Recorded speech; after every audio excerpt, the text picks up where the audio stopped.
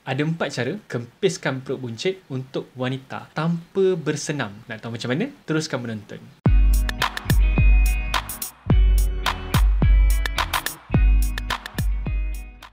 Assalamualaikum warahmatullahi wabarakatuh. Selamat datang ke channel Makan Kurus kepada yang first time datang. Dan saya ucapkan selamat kembali kepada anda yang setia bersama channel ini. Okey, video kali ni khas untuk wanita. Badan ni kan, bila kita gemuk kan, bila badan besar, perut tu tak perasan sangat kan, sebab memang dah besar kan. Tapi kalau badan kita kecil tapi perut kita ke depan, mesti korang perasan macam obvious kan. Lepas tu ada rasa macam insecure kan. Orang rumah saya cakap rasa insecure, macam tu lah. Rasa macam orang perasan je kita perut buncit macam tu lah lebih kurang kan. Tapi jangan risau, kita akan cuba mengempiskan perut tu. Okay?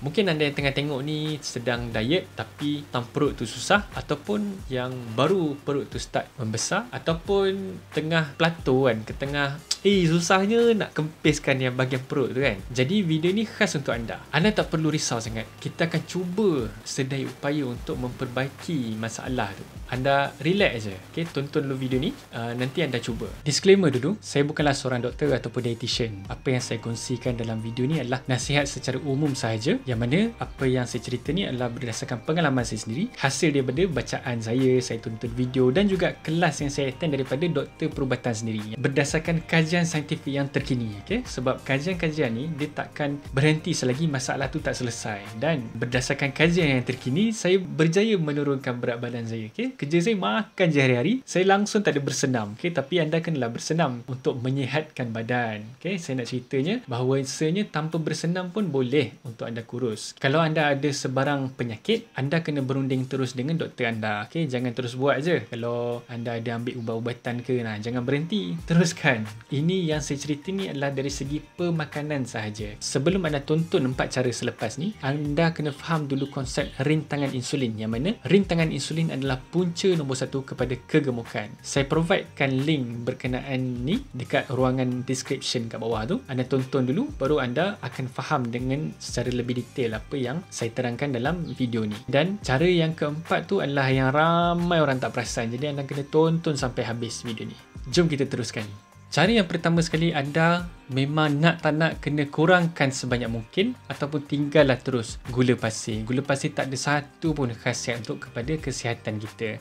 Gula pasir hanya ada fruktosa dan juga glukosa. Dia kedua-dua bahan ni boleh buat kita gemuk. Okay? Fruktosa tu lagi teruk lah. Dia boleh buat kita ada penyakit gout, ataupun dia boleh buat hati kita berlemak bila diambil secara berlebihan. Yang mana kata berlebihan tu, WHO telah menetapkan 6 ke 8 sudu sahaja gula pasir yang boleh kita ambil dalam pemakanan seharian. Tak boleh lebih. Okay? Bila lebih kira berlebihan lah. Okay? Anda kena faham, gula pasir ni gula yang daripada tebu. Air tebu tu tak ada masalah. Air tebu banyak vitamin, banyak mineral, tak ada masalah pun. Tapi bila dia diproses di kilang, dia dipanaskan, dia melalui macam-macam proses lah kan. Kajian menunjukkan yang tinggal hanyalah fruktosa dan juga glukosa. Tu je. Walaupun glukosa tu boleh membekalkan tenaga, tapi bila berlebihan, glukosa boleh buat anda gemuk. Kalau anda nak faham pasal glukosa macam mana boleh buat gemuk, anda kena tonton video saya pasal punca nombor 1 kegemukan. Sangat penting. Itu adalah berdasarkan kajian saintifik yang terkini. Tu satu gula pasir. Ada lagi gula yang kita tak tahu dia adalah gula kan. Contohnya bila kita beli makanan proses, dia kata kosong kalori dia, tapi sebenarnya dia gunakan pemanis gantian yang lain. Sebab tu rasa dia masih lagi manis walaupun zero kalori. Okay, contohnya aspartam kan. Aspartam ni memang zero kalori. Rasa dia manis tapi dia boleh meningkatkan selera makan berdasarkan kajian. Bukan saya cakap, ni berdasarkan kajian. Kalau anda ambil aspartam, jadi useless lah kan. Anda tinggalkan gula pasir, anda ambil aspartam. Aspartam boleh meningkatkan selera makan. Jadi sama juga macam anda ambil gula pasir. Tu belum campur maltodextrin. Maltodextrin ada dalam makanan proses. Boleh tengok gambar yang contoh saya tunjuk ni kan, dalam mi segera. Lepas tu apa lagi? Maltodextrin, sucralose, aspartam, saccharin, sorbitol, dan ada beberapa lagi lah. Saya share dekat ruangan description kat bawah. Anda boleh copy paste gula-gula contoh tu, dan anda boleh rujuk bila nak beli pergi makanan dekat supermarket kan, bila nak beli ambil macam cereal ke, tengok kat dalam tu ada tak gula-gula ataupun pemanis gantian yang saya sebut kat dalam description kat bawah tu. Kalau ada, lebih baik anda berhenti dah dulu sementara nak kurus at least kan, supaya anda faham bahawasanya ini adalah antara penyebab-penyebab yang boleh buat anda susah sangat nak hilangkan lemak dekat perut tu. Tu dia. Cuba dulu sebulan kan. Tu cara yang pertama, gula pasir. Cara yang kedua adalah anda kena amalkan low carbohydrate, high fat diet. Diet rendah karbohidrat, tinggi lemak. Anda kena makan lemak lebih. Okay, kalau anda nak memahami lebih lanjut pasal low carbohydrate, high fat diet ni pun saya sharekan dekat ruangan description kat bawah tu. Saya dah buat penerangan pasal macam mana tips diet LCHF. Anda tonton video tu untuk anda faham yang mana diet ni anda kena kurangkan karbohidrat. Pasal karbohidrat itulah yang menyebabkan anda gemuk. Karbohidrat bila dihadam di dalam usus, dia akan bertukar menjadi glukosa. Glukosa tu menyebabkan kita gemuk. Bukan lemak. Anda kena faham tu sebenarnya apa yang berlaku. Tapi bila kita dah kurangkan makanan berkarbohidrat ni, masalahnya badan kita akan jadi lemah, kita akan jadi letih. Ramai dah orang tahu pasal ni kan, tapi tak ada substitute. Kita kena ada substitute kepada tenaga yang kita dah kurang daripada glukosa tu. Jadi tenaga yang ada adalah daripada lemak. Anda kena kembali kepada makanan-makanan asli. Contohnya masak lemak cili api, nasi lemak, masak asam pedas, ikan singgang, apa lagi, masak tempoyak. Tu semua makanan yang ada kita letak minyak sihat ke dalam tu, dan juga santan. Santan tu tinggi dengan antioksidan, tinggi dengan lemak tepu. Jangan takut lemak tepu. Lemak tepu tak menyebabkan kolesterol tinggi. Lemak tepu tidak menyebabkan sakit jantung. Ada studi menunjukkan bahawa orang yang dimasukkan ke dalam hospital disebabkan oleh sakit jantung, 75% daripada pesakit tu bacaan kolesterol dia adalah rendah, menunjukkan kolesterol tidak menyebabkan penyakit serangan jantung. Anda kena faham, anda kena rujuk kajian-kajian saintifik yang terkini. Nak tahu lebih lanjut, anda tonton dulu video saya berkenaan dengan LCHF diet tu, dan anda akan faham betapa diet ni boleh membantu untuk anda kurus. Dan anda boleh makan dengan sedap. Makanan-makanan Melayu semua sedap. Tak pun nak makan nasi Arab boleh, nak makan nasi biryani pun boleh. Tak ada masalah. Okay, nasi yang dimasak dengan minyak boleh menurunkan kadar GI. Itulah kelebihan-kelebihan makanan asli yang nenek moyang kita dah cipta daripada dulu kan. Nasi lemak dimasak dengan santan, GI dia pun dah rendah. Jadi nasi lemak sebungkus tak mampu untuk buat kita gemuk. Okay, kita boleh hari-hari ambil breakfast nasi lemak setiap pagi, tak ada masalah. Anda kena faham konsep. Kalau anda tengok dekat gambar ni, saya tunjuk yang pertama sekali daripada KKM. Okay, pinggan suku-suku separuh. Separuh adalah buah dan juga sayur, suku adalah nasi, dan suku lagi adalah lauk. Satu lagi saya nak tunjuk model pinggan sihat Dr. Norman.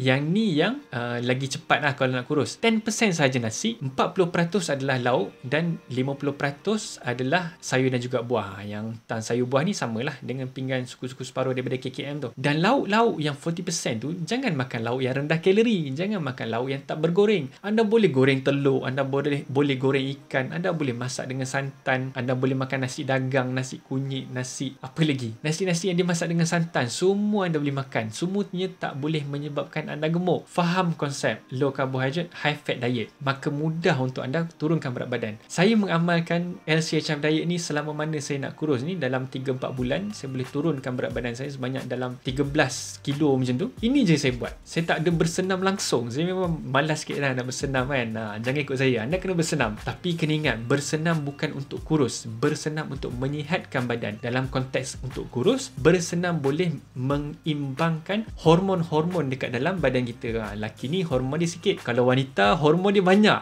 Bila hormon terganggu, maka banyak lagi hormon-hormon lain yang terganggu kan. Sebab tu agak payah untuk wanita menurunkan berat badan. Tapi anda kena cuba kalau belum cuba. Seterusnya, anda kena amalkan intermittent fasting. Apa itu intermittent fasting? Puasa berkala. Kalau untuk orang Islam, kita dah biasa buat sebulan kan. Setahun ada sebulan kita berpuasa daripada subuh sampailah ke maghrib, dalam 13 jam lebih kan, ke 14 jam macam tu. IF adalah sangat-sangat powerful untuk buat kita kurus. Sebab IF lah yang berlaku pembakaran lemak yang sebenar. Dia ada dua jenis, puasa basah dengan puasa kering. Puasa basah ni adalah puasa yang kita boleh minum, tak boleh makan sahaja. Puasa puasa kering ni sama macam puasa secara Islam, tak boleh makan dan juga tak boleh minum. Anda nak tahu lebih lanjut pasal puasa ni, anda boleh klik link kat bawah. Saya pun provide juga link berkenaan dengan ubat kurus paling mujarab. Dalam video tu saya cerita tentang intermittent fasting, betapa mudahnya, betapa senangnya nak kurus dengan intermittent fasting. Apa yang berlaku semasa kita buat puasa berkala ni, cukup satu tempoh masa badan kita tak menerima sumber tenaga daripada luar, maknanya daripada makanan lah. Bila kita tak makan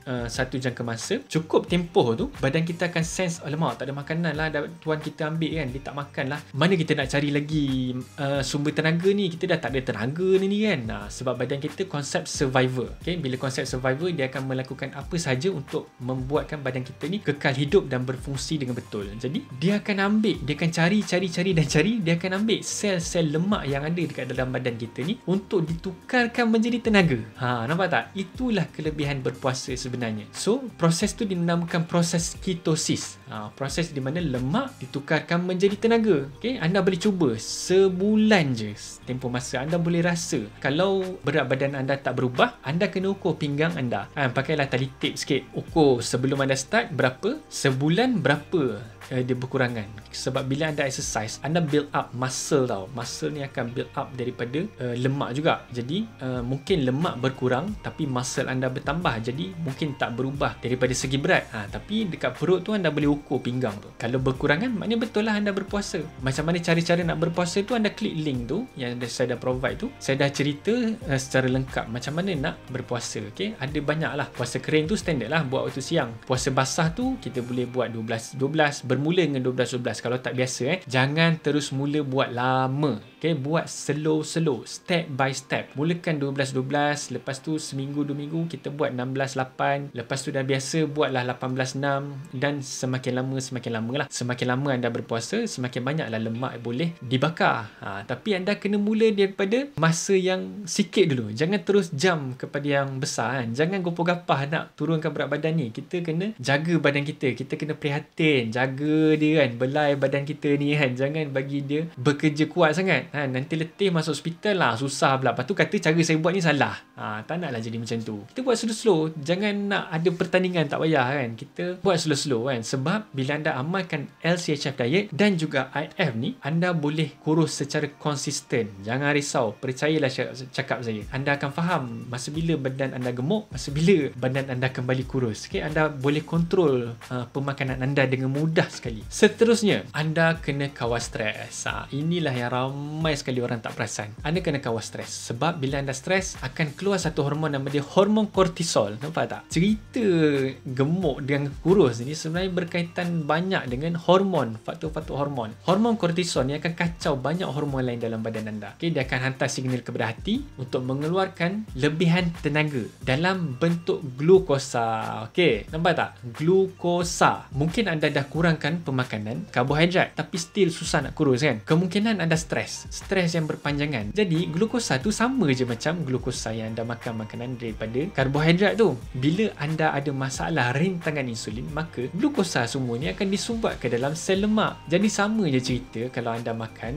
makanan berkarbohidrat secara berlebihan. Ingat, glukosa tu yang menyebabkan anda gemuk. Anda kena tonton video pasal punca nombor 1 kegemukan untuk anda faham lebih lanjut pasal glukosa ni. Okay, jadi buatlah aktiviti-aktiviti yang boleh kawal stres tu kan. Contohnya macam kalau anda tengah stres tu kan, yelah, stres setiap orang tak sama. Ada orang yang gaduh dengan bos kan, ada orang yang stres dengan customer, ada yang orang stres dengan supplier, ada orang stres dengan family, macam-macam stres. So kita tak nak stres yang berhari-hari ni kan, menghadap jam hari-hari pun stres. Anda kena reducekan stres tu. Okay? Kalau anda tengah dalam proses nak kurus ni, kalau anda tengah stres tu kan, anda ingat balik, aku tengah nak kurus ni kan, baik kita relax dulu, tenang, tarik nafas. Okay. Kawal stres anda. Stres tu baik untuk certain situasi. Okay? Contohnya kita nak menyelamatkan diri daripada keadaan yang cemas. Okay? Kita memerlukan stres sebab stres pun berkait dengan degupan jantung yang laju dan juga pembuluh darah dia nak buka, dan berkaitan juga dengan adrenalin. Jadi stres tu baik. Cuma stres yang tak baik ni adalah stres yang berpanjangan. faham konsep tu. Okay, jangan salah konsep. So tu pasal stres. Itulah 4 cara alternatif yang anda boleh gunakan untuk kempiskan perut anda yang buncit tu sebagai pilihan yang lain selain daripada bersenam dan juga kira kalori. Okay, saya tak cerita tau pasal kira kalori dekat dalam video ni. Pasal saya tak pernah kira kalori. Okay, saya tak kira kalori pun saya boleh kurus. So saya kongsikan cara ni kepada anda untuk anda tak kira kalori. Tapi kalau nak kira juga terpulang lah, tak ada masalah pun. Tapi rugilah pasal anda kena makan lemak lebih. Bila anda makan lebih lemak, kalori dia tinggi. Itulah masalah dia. Tu sebab anda tak boleh kira kalori dalam masa anda nak kurus. Cuba sebulan, tengok apa yang akan jadi. Sebulan je cukup. Sebulan tu tak lama pun kan. Sekarang ni sebulan tu sekejap kita buat totok-totok macam-macam kerja tu kan. Sebulan tu sekejap je. Tak ada masalah. Anda cuba. Okay? Saya provide dah pilihan yang alternatif ni untuk anda cuba. Kalau anda dah tak berjaya untuk dengan cara-cara yang lain tu. Kalau anda rasa tak yakin, kalau anda rasa keraguan, ada apa-apa nak tanya, anda tanya dekat ruangan komen di bawah. Saya akan jawab sebaik mungkin. So itu saja perkongsian saya untuk video kali ini. Jangan lupa tekan butang subscribe supaya anda tak terlepas perkongsian saya mengenai cara kurus dengan hanya makan sahaja. Dan jangan lupa tekan butang like dan share kalau anda rasa perkongsian saya ini ada manfaat. Semoga berjaya.